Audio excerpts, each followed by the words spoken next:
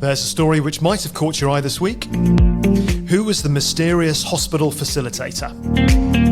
It comes from a just published report from the government finance watchdog, the Public Accounts Committee. Apparently, they found it as tough as the rest of us do to find out who actually facilitated meetings of that key panel of islanders. You know, the ones who helped set the criteria to choose the site of the new hospital. Actually, we don't know who those islanders were either. Transparency and process. Welcome to the Politics Disassembled Podcast with me, James Filial, and this week's guest, PAC Chair, Deputy Inna Gardiner. What else did her panel decide about those so-called deliberative bodies? As well as the hospital, we've had one on assisted dying, climate change, mental health and the care inquiry. The climate change panel ended up costing a lot more than originally forecast. They seem to be the government's go-to technique for handling sensitive subjects, but how are they set up, what's their process, and do they deliver value for money? Those were all questions posed by PAC, so let's see if they were able to get any answers to those particular questions. Deputy Gardiner, welcome to the podcast. Good afternoon. Now, let's take a step back. Previously, Jersey had an elected States Assembly. Those were the people elected to consider the decisions that people wanted them to consider. They voted for them at election time. It was known as the States Assembly. Why do we need another deliberative body? I think it's a really good question, and it's really important for us, for me personally, to engage with public.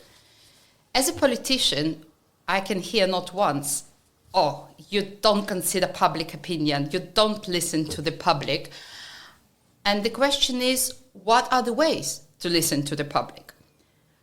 Public input, public engagement, public opinion on a big or even smaller project, policies, issues is really important. It's important for us to know, to have like representative sample of the public and what public thinks. And we start to explore different ways to engage with public. And one of these options, one of these ways, it's citizens' assembly, citizens' jury, citizens' panel. I think all 4 citizens' panels, assembly, jury were experimental. We've learned different way. And now it's about time to stop, to look back, to evaluate, and to decide what lessons can be learned and how we're taking it forward. Okay, so I understand that. It's another way of you hearing what people are saying. But it is a bit more complex than that as well, isn't it? Because doesn't it become quite difficult for you as an elected politician to potentially go against what one of these citizens' panels said? So in some ways, it's a shoehorning of the States Assembly. You're being pushed down a road because someone will say, well, look, the citizens' jury wants this, so you can't go against it. First of all, we can listen, we can hear. It's not a decision, it's a list of recommendations, and politicians need to consider them. This is public opinion. And we might accept it 100% because it's exactly what it is. At the same time, we can go back to the public and say, you suggested this. This is the research, extra research being done by us. This is the finance implications, and this is how we can see it.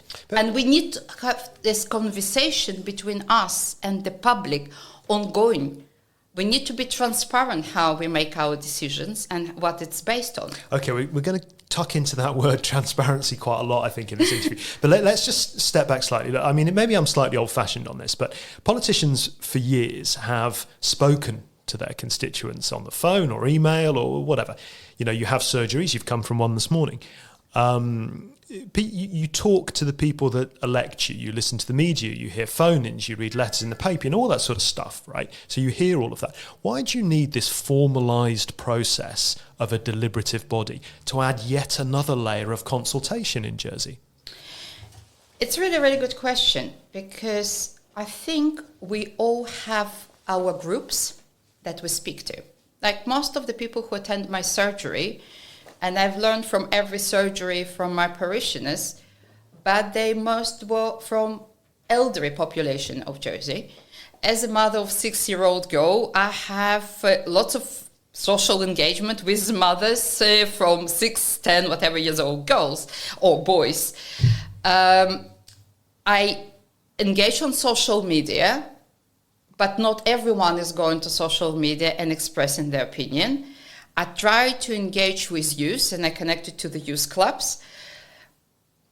But if the Citizens Assembly arranged it the right way, and the Sortition Foundation, at least what we found through our report, they took representations from age groups and proportion into the population, we might have more round opinion, more included opinion. Again, so it's more structured, more in inverted commas professional. I don't mean that quite as it comes across, but it's more structured, more professional market research, effectively, to tell you more about what people want.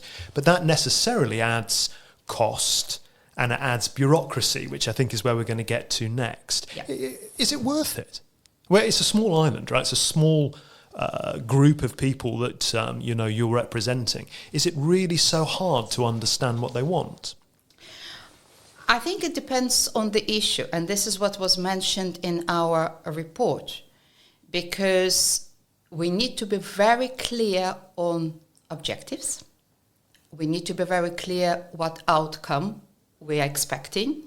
We need to be clear what we're investing, timeline, because as you can see from the report, one of the panels was just under 5,000 when another panel was several hundreds.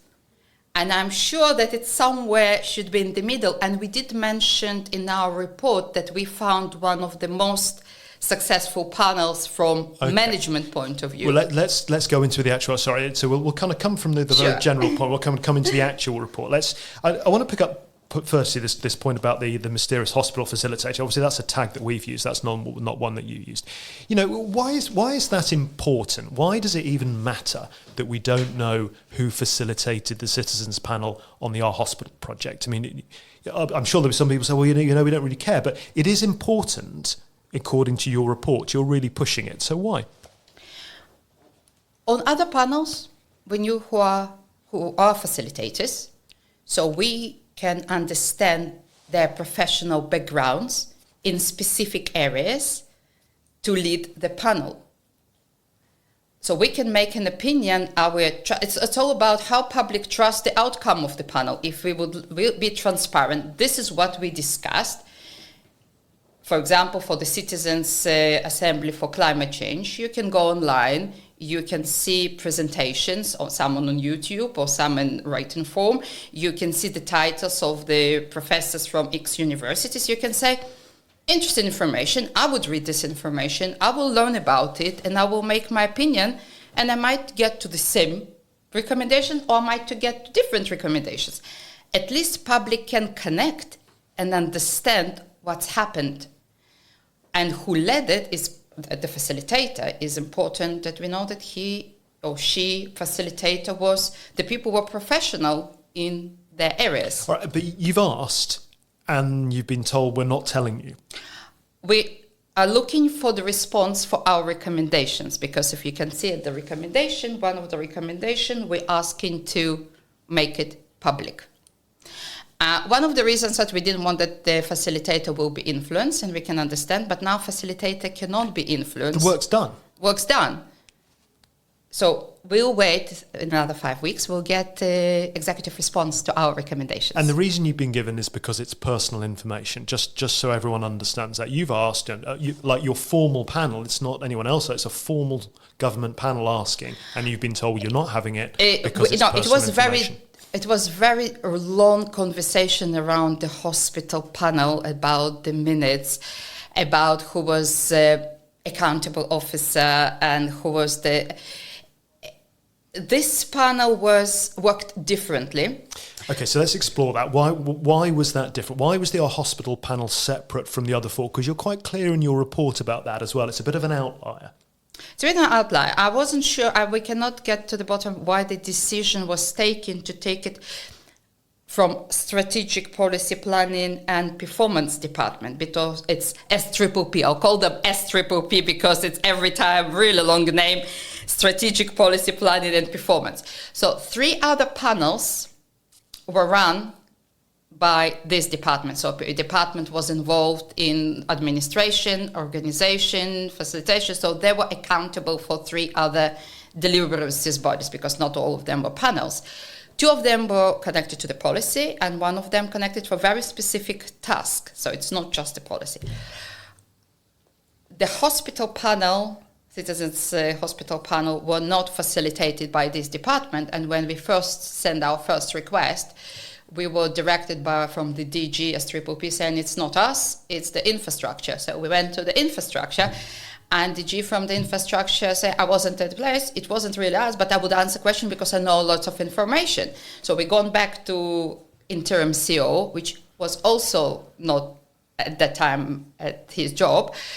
And slowly we got information that we presented in the report. But what was clear, there was some different organization around this panel compared to others. Why?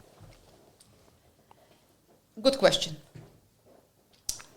I think because it's run by our hospital, and it was political oversight group, and they wanted to be, then they were criticized that they didn't consult the public. I think it just stayed with our hospital team. Because there were 2 other elements in your report. We'll finish with this particular part of it in a second, but there were 2 other parts of it, which was that you mentioned the interim CEO, Paul Martin. He said he didn't know, according to your report, what his officials were doing to support that group. That's reported, that's in your text. So even the interim CEO didn't know what the officials were doing. And then you had this rather bizarre paragraph where you were saying that some of the very senior civil servants who were involved with the panel, they said they were working with this Sortition Foundation to put people on it. And then the Sortition Foundation said, actually, no, we weren't. We weren't doing anything. So you had these 2 completely conflicting views of how the panel were put together. I think that just shown is general confusion or trail of the management. And it's always about the governance and management. The conflicting information, I assume, came from just confusion because the person who was not in charge and department was not in charge been asked to answer our question to the best of his knowledge. And because Sortition Foundation was involved with 2 other panels, that anyways, I think it was the whole process that we clearly said was not so you're using the word confusion for that. So, are we being unfair? Is that tainting the rest of the citizens? If that one panel was confusing, were the others confusing too? Or was this more confusing? No, it was not confusing about the panel. The panel was run, they have their terms of reference. Their terms of reference changed on the 3rd, according to the minutes, was finalized on the 3rd meeting, which from my perspective shouldn't happen. 3 other panels run by Department for Strategic Policy Planning and Performance. And it was very structured. There are some frameworks needs to be put in place. We definitely suggested to create a toolkit and to take the lessons from the panels. Yes, there was some financial oversight, and I'm sure that it can be put right. It's really important that we will use example of other panels to learn lessons and to make sure that it's all in place for the next. So not the Our Hospital panel. That's not something you want to repeat. No, it's not an example. It's if you're talking about transparency, governance, admin management. It wasn't there. It wasn't good enough. Is that what you're saying? I'm going to put words in your mouth. Is that what you're saying? What we are saying that this panel is the administration of the panel and creation of the panel leaves so many questions that we are struggle to answer. All right. Let's jump into the budget point because you raised that as well. So this was what you're referring to there is the budget for the climate change panel. I know that's not the exact title, but everyone knows what I mean, the climate change panel. And that went considerably more than you were told. Why was that? The explanation that we received, that as they progress, they realize that they need to attract and to have more experts in the area to deliver report, which include all necessary information. So the scope gone bigger than they anticipated. Creep, so mission creep. And maybe, but what we are thinking, and this is why our recommendation coming, it's that it should be clear understood the overall aims, objectives, and intended outcomes of each deliberative body before the budget will be finalized. Also, to be fair to the Citizens' Assembly, when we see 394, whatever was published in the report, there are two parts that they reported together. And when we question it, actually it was two different projects that came into one. And both of them, I think, necessary. I'm not criticizing the content. I think one of them, it's climate conversation. It's engagement with the public and bringing public. And there is lots of activity was done. And somehow the budgets came together because it came together from the same place. So the panel itself cost 190 when we anticipated just above 100. And the total cost, it's included several projects. If you read through the numbers in the report, there is a separation. But that's still double. If you're talking 100 to 190, it's almost double. Absolutely. And this is what we found that, for example, and we're not saying what's right or wrong, but was important to notify that some people on this assisted dying jury panel, they were unpaid, when on climate change they were paid, and difference were in thousands. It was, so for the climate change panel, it was just under 20,000. Yeah. And again, we noticed the differences. We are now questioning how the decision was made and why the decision was made. And going forward, it needs to be, the decision should be made before we are going into the process. All right. So we keep coming back to this word transparency. How would you improve that? Because from what you've said in this conversation, there are serious issues around the transparency of parts of this process. Would you agree with that, firstly, as a characterization? And if so, what do you do? I think public needs to be informed on various media in various ways, and it needs to be clear, communicated and explained to the public how the selection methodology work, how people were selected. Because not once I've been asked, this panel was more for the climate change or more for the assisted dying. And when I send the links and send the representation, people can look and read. But it was very difficult to find. It wasn't published on the front page of GEP how the selection process worked. And I think it's really important explain to the people how the sortation worked, how people was recruited, what was presented, what themes people considered. It's not just to publish, it's important to publish on gov.ge website. We even suggested to have a separate place for these panels, juries, assemblies as an engagement, so people know where to look. It's in one place. And it's about transparency. What was discussed, what was presented, how decision was made. At the end of the day, we are speaking with the citizens, to the citizens, and this is presented as public opinion for our consideration. And if public can see it, can see the process transparently, they can trust or not trust, but this is their choice. At least they have something to consider. Look, simple question. Do you think this experiment has worked? I think it does.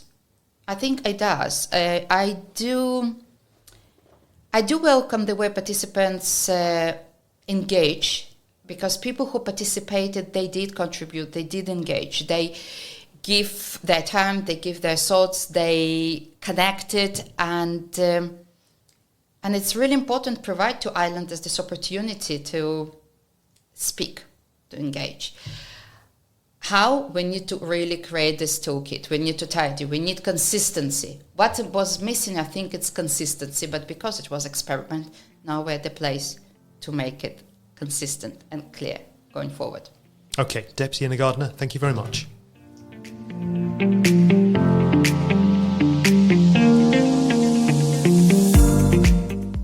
Deputy Gardiner, Chair of the PAC, thanks for your comments. And that's the Politics Pod for this week. We'll be taking a break next week and then back the week after as we build up to the big Island Plan debate with close to 100 amendments. It's going to be a blast. You can subscribe to the pod. It's completely free. Do that in all the usual pod places. And if you're feeling particularly charitable, go on, push the boat out, perjure yourself, give us a glowing review. In today's data-driven world, it really all does make a difference. Mark Cox from the CI Co-op is on our sister news podcast this week. He's talking about the price of fish, well, the price of food anyway, so check that one out. It's all available now on bailiwickexpress.com. And of course, that's the website you need. Where else would you want to go for your news, your features, analysis and investigations? That's it, folks. Thanks for listening. See you in a couple of weeks.